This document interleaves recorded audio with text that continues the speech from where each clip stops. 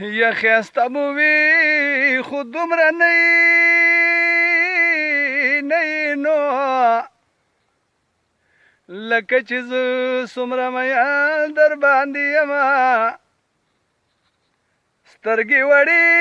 ښې وي که غټې غټې وړو مین کړم غټو ورک د ملکه کړم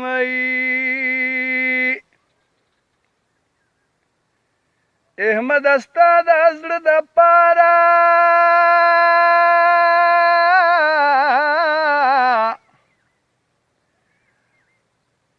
ریاض بهیر ته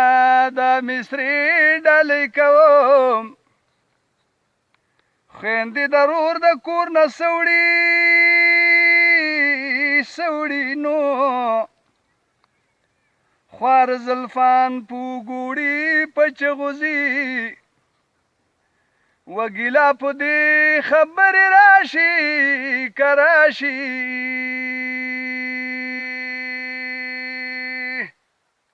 چې په لار راشي مخ ته ونیسي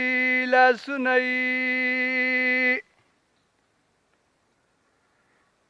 ارمان په دې خبرې وکمه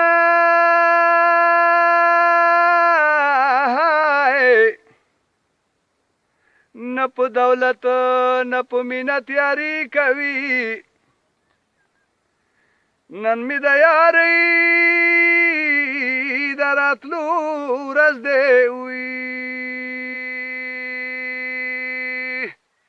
په چونې سپین کوي ټول د کلي دیوالونه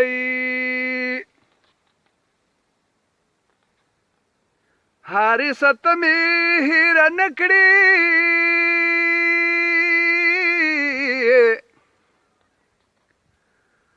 زه خو به د زړه پورې نیولې ګرځوم نو چې راپسې نشي قرآنه چې زورور دې راکوي زه به دې خورمه و مینه کومه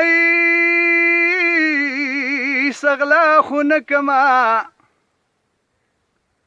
خدای دا ستا بندیان می ولی نه پریدي نو د کله کله چې سوچ وکما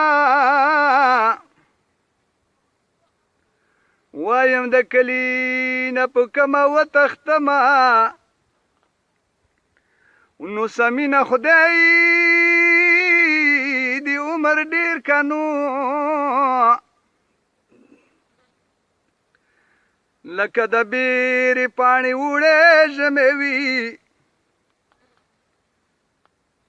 نو خاورې مې یارۍ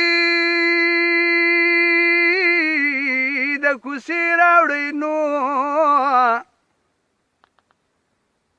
چې شپې پې زړه لا ټکورونه ورکوم او خاورې مې یارۍ د کوڅې راوړئ نو چې شپې سملم د زړه د پاسه به یږدمه په ما دې سۍ کړي دي یارانو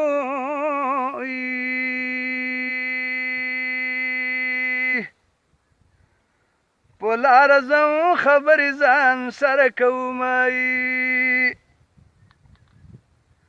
جانانه څه دې زړه کې راله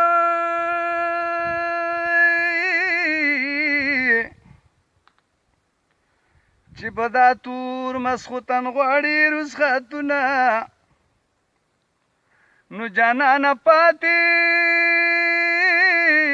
ششپه وکوه سهر وختي به درله درکم رسختونه نو ګل په شان یارۍ مې پکې اوسي دا سره رمل دی ورته سره ګلونه شي زړګی په دینو باندې ډاډه کما چې صاحب نور دکان ته تلی را بشي نو چرته چې ځي کوي خوشحاله اوسي نو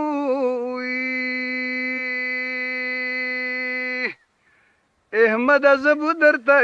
دا دعا کوم زما په 1000 روپۍ قدم دی 1000 قدم اقدمه نو جانانه ټوله ټوله ستا یم غېږې له درځم زما په 1000 روپۍ قدم دی 1000 قدم اقدمه نو جانانه ټوله ټوله ستا یم